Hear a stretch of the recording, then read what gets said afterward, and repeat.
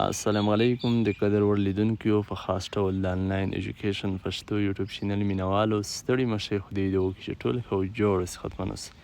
د قدر وړ لیدونکو زموږ نننۍ ویډیو چې ده بیا هم په انګلیسي ژبه ده په انګلیسي ژبه کې بیا هم د زمونې په برخه کې ده په نننۍ ویډیو کې موږ تاسو ته د انګلیسي زمونې په برخه کې پاست کنټینیوس ټینس زمونه درې پیژنو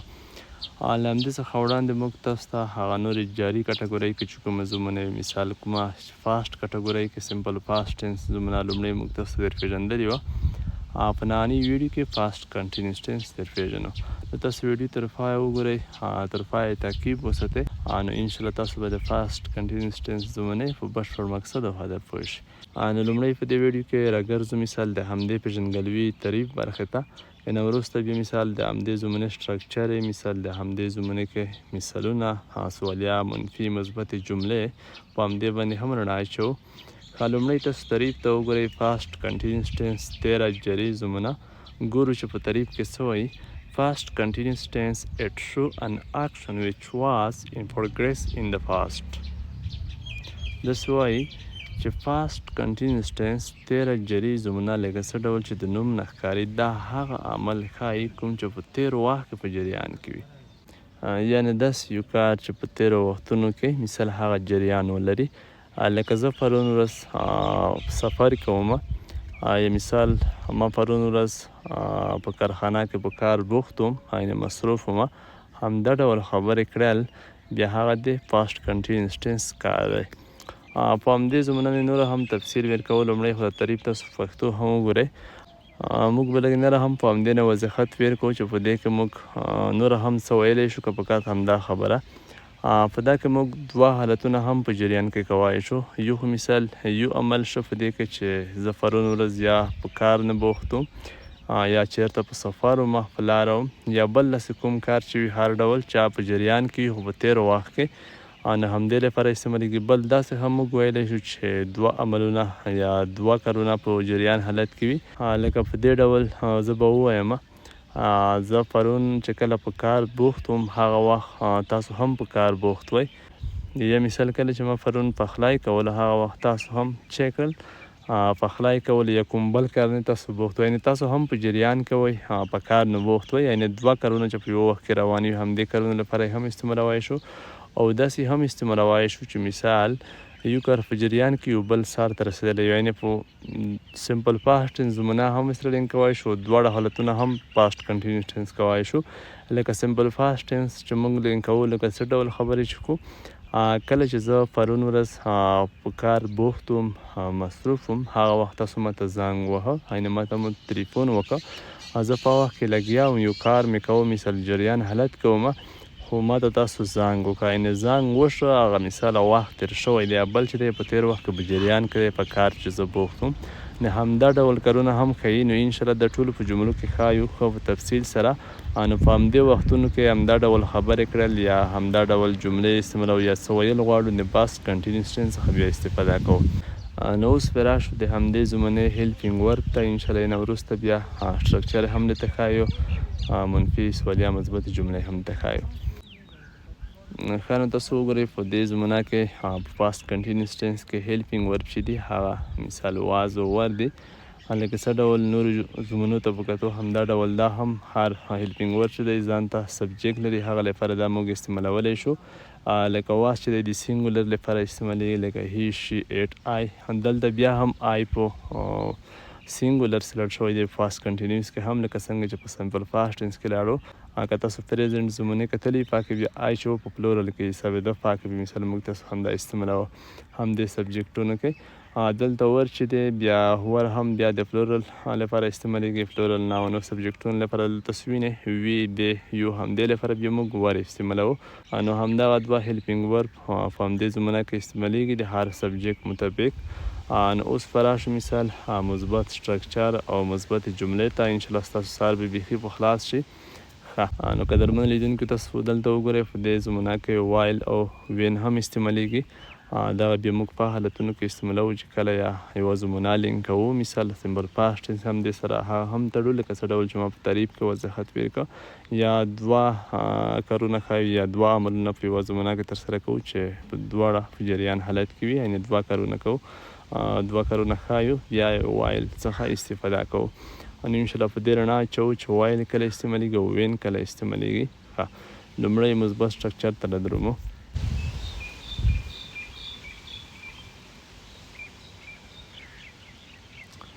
تاسو دلته وګورئ د پاست کنټینیوس ټینس لومړی مثبت سټرکچر تاسو وګورئ. سبجیکټ دی، واز ورب دی، مثال ورب دی، آی ان جي کمپلیمنټ دی،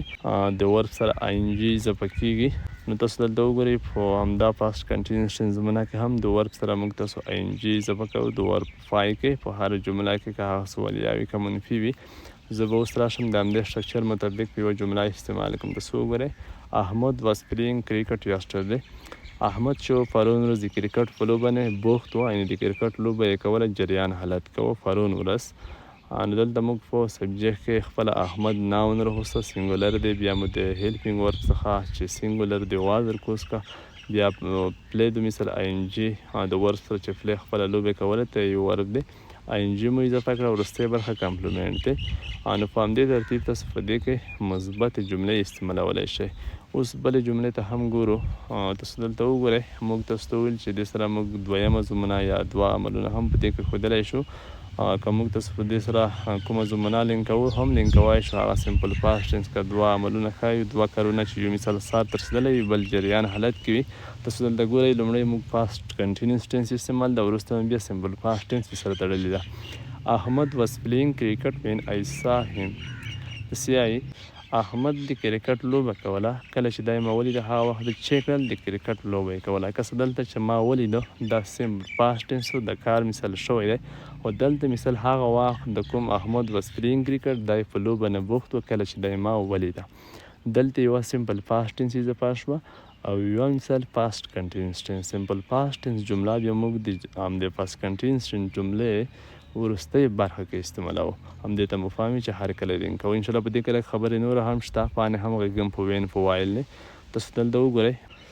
احمد واز پلینګ کرکټ وایل آی واز رایټینګ مای هوم ورک. که څه دلته دواړه جملې چې موږ استعمال کړي دي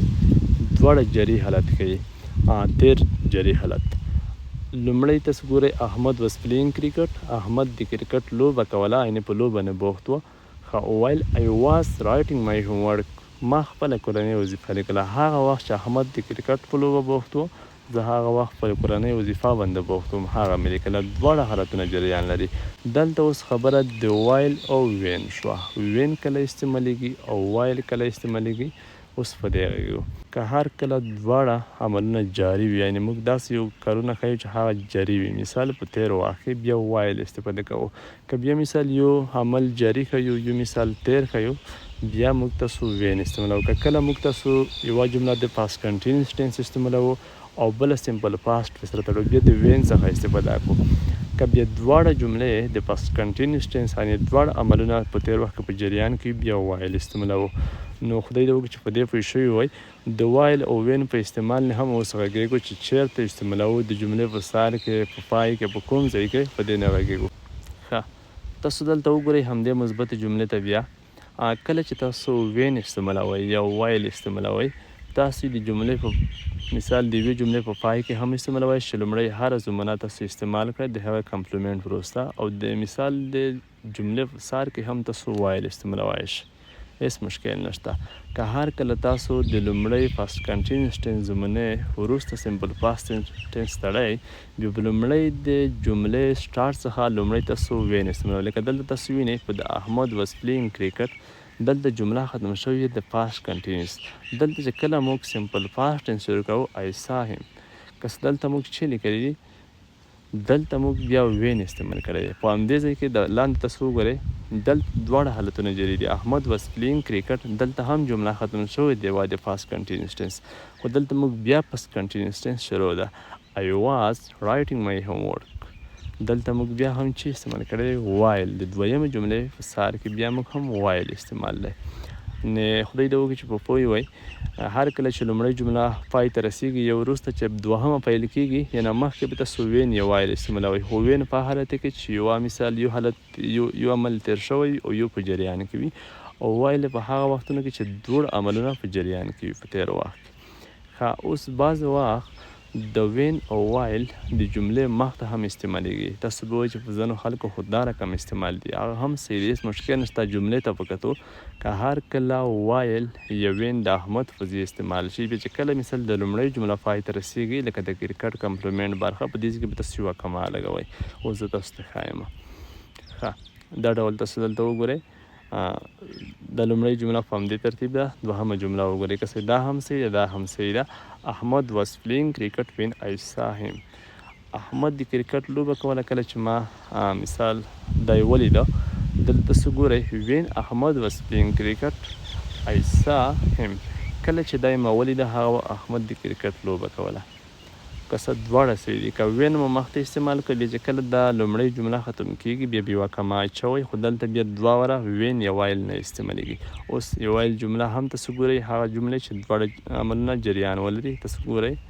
ښه دلته تاسو وګورئ لومړی که موږ وایل چې دی د جملې لومړی پاس کنټینیوس ټینس په پای کې اچولی دی د دویمې پاس کنټینیوس ټینس جمله شروع کېدو په سار کې که دلته موږ بیا لومړی وایل اچولی خو دلته مو د جملې په پای کې په کټ کما لګولې ده وایل احمد was playing cricket بیا کما ده I was writing my homework په همدې ترتیب هم استعمالولی شئ په هماغه ترتیب هم استعمالولی شئ که وین وایل مو مخته استعمال کړل د لومړۍ جملې په پای کې به کما لګوئ که بیا مو وروسته استعمالول بیا کمې ته اړتیا نشته او په یوه جمله کې وین او وایل دوه ځلې نشئ استعمالولی لکه مثال دلته په دې ځای کې هم وین استعمال شي بیا د کرکټ وروسته د کمې په ځای هم وین استعمال شي وایل هم دا ډول نه کېږي نو په همدې ترتیب تاسو په پاس کنټینیوس ټینس زمانه کې په همدې جملې کې درومئ په همدې ترتیب تاسو استعمالولی شئ ښه اوس راځو مثال نیګیټیو منفي برخه ته تاسو دلته وګورئ سټرکچر ته وګورئ سبجیکټ دی واز ور ناټ ورب ان جي کمپلیمنټ دی لومړی اگزامپل وګورئ احمد واز ناټ پلیینګ کرکټ یسټرډے احمد پرون ورځ لوبه نه کوله پرون ورځ په لوبه باندې دی بوخت نه و یعنې مصروف نه و د لوبې په جریان کې نه و ښه لومړی سبجیکټ کې بیا خپله احمد دی مګر خوستی دی بیا د واز څخه ور څخه واز دی چې سنګولر دی بیا مو ناټ رکوز کړی ورب دی انجو کمپلیمنټ برخه دوهم اگزامپل هم وګورئ موږ دلته وین هم اضافه کړی ځکه دلته مو سیمپل پاست ټینس زمانه اضافه کړې ده وین احمد واز ناټ پلیینګ کرکټ آی سا هیم د معنا همدا شوه چې کله چې مثال احمد د کرکټ لوبه نه کوله یعنې کرکټ په لوبه باندې بوخت نه و هغه وخت دا یې ما ولیدو نو همدا ډول هم لیکلی شئ دا څو ته مې وښودې که مثال په وایل استعمالوئ هم تاسو ګورئ وایل احمد واز ناټ پلیینګ کرکټ آی واز رایټینګ مای هومورک هغه وخت چې مثال احمد د کرکټ لوبه نه کوله هغه وخت موږ لیکل کول دلته تاسو دواړه حالتونه هم منفي کولی شئ دلته I was writing my homework دا هم نټکوای هم شئ هیڅ مشکل نشته دواړه حالتونه هم منفي استعمالولی شئ اگر د پاست کنټینیوس ټینس وي هم که د یو د سمپل پاست ټینس هم وي تاسو دواړه هم منفي کولی هم شئ ښه اوس به راشو مثال سوالیات ته لکه څه ډول چې موږ تاسو ته په نورو زمونو کې درښودلي چې هیلپینګ ورب مخکې راځي سبجیکټ دی ورب ان جي کمپلیمنټ دی سټرکچر دی آخري کوېشن مارک دی اوس پې د همدې سټرکچر مطابق یوه ساده غوندې جمله استعمال کړو تاسو وګورئ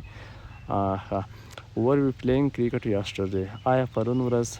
موږ لوبه کوله موږ په لوبه باندې بوخت وو دلته تاسو وګورئ لومړی هیلپینګ ورب دی بیا مثال موږ ور راکیس کړی ځکه پلورل دی ورب دی آی ان جي مو اضافه کړی کمپلیمنټ برخه ده په همدې ترتیب دغه نوره جملې هم تاسو استعمالولی شئ تاسو ګورئ دلته ښه was we playing cricket while you playing football ګورئ دلته موږ وایل چې د لومړۍ جملې په پای کې استعمال دی کوم کمې څه ته اړتیا نشته فقط موږ لیکلی دي was we playing cricket while you playing football نو د همدې جملې همدا معنا شوه چې تاسو چې د فوټبال لوبه کوله آیا هغه وخت موږ د کرکټ لوبه کوله داسې یوه پوښتنه شوې ده سوالیه ده نو په همدې ترتیب تاسو سوالیه استعمالولی شئ دریم اگزامپل ته تاسو وګورئ was you working when you called me کله چې تاسو ما ته زنګ وکړئ هغه وخت زه په کار باندې بوخت وم ما کار کولو نو همدا ډول تاسو سوالیه جملې استعمالولی شئ په همدې فاست کنټینیوس ټینس کې ښه اوس به راشو هغه جملې چې هم منفي هم وي او هم سوالیه هم وي نیګیټیو ان انټراګیټیو. لومړی سټرکچر ته تاسو وګورئ لنډ حالت هم استعمالولی شئ wasn't weren't یا was not were not هم لیکلی شئ مشکل نشته. ښه داسې اګزامپل ته وګورئ wasn't she cooking rice at 11 am. داسې وایي چې آیا دوی پخلی نه کولو په 11 بجې باندې آیا دوی څه پخول نه په همدې باندې بوخت نه و سوالیه هم ده منفي هم ده. ښه دلته سو په همدې ترتیب هم ویلی شي مثال په لانګ حالت کې was were مثال سبجیکټ ناٹ ور په انجي کمپلیمنټ عیني مثال دلته بیا په کات د ناٹ چې د سبجیکټ نه وروسته استعمالیږي تاسو موږ په نورو جملې کې هم ویلی یو ښودلی یو. ښه دلته تاسو وګورئ was she not cooking rice at 11 دلته موږ بیا 10 دقیقې په باندې کړي خو هېڅ مشکل نشته بیا 11 یا 11 نیمې بجې آیا دوی په 11 نیمې بجې یا 11 بجې پخلی نه کولو نو هر ډول چې ستاسو خوښه وي تاسو استعمالولی شئ. دواړه جملې سمې دي خو دا لومړی چې دی دا شارټ حالت دی د مثال د وروستی چې دی دا لانګ حالت دی. نو په همدې طریقه سوالیه او منفي یو ځای یعنې نیګیټیو انټراګیټیو جملې استعمالولی شئ. نو خدای دې وکړي چې د پاست کنټینیوس ټینس زمونې په مقصد پوه شوي یاست هدف ته پرې رسېدلی یاست کومه ستونزه مشکل نه وي انشاءالله زموږ ویډیوګانې چې دي ډېرې ساده دي زما په فکر ده چې څوک داسې نه وي چې په دې کې ګنځ شوي وي خپل هدف یې ترلاسه کړی وي هم مثال د تعریف نه هم د هیلپینګ ورب نه هم د سټرکچرو نه هم د جملې نه چې څه به پکې پاتې نه وي که بیا هم چا سره کومه اندېښنه پیدا کېده په کات کمنټ کولی شي. مننه ښه وخت.